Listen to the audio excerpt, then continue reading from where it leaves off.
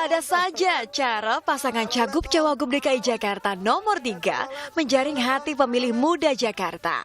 Mereka tak melewatkan fenomena Om Telolet Om ini berlalu begitu saja.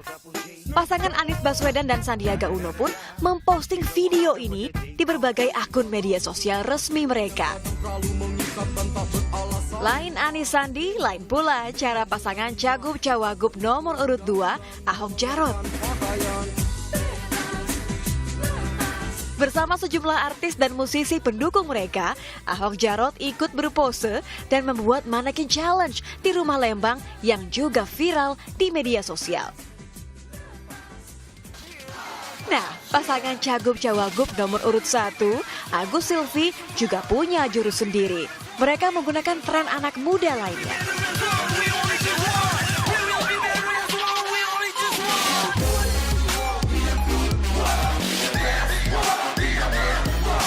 Agus dan Silvi memilih isyarat tangan angka 1 dan gerakan tangan yang dikenal dengan istilah dabbing ini menjadi gestur ciri khas mereka.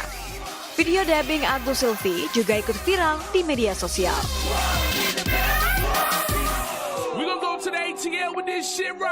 Gerakan tangan ke atas alias dabbing merupakan gerakan tari hip hop yang populer di kalangan artis K-pop Korea seperti EXO. Ya, menggunakan tren kekinian untuk menjaring para pemilih muda memang bukan hal yang haram. Tak heran jika ketiga pasang calon pemimpin ibu kota ini berupaya merebut sebanyak-banyaknya dukungan karena KPU DKI Jakarta mencatat ada 29% atau 1,3 juta pemilih muda yang berhak memberikan suaranya pada Pilkada Jakarta Februari 2017 mendatang. Tim Liputan Kompas TV.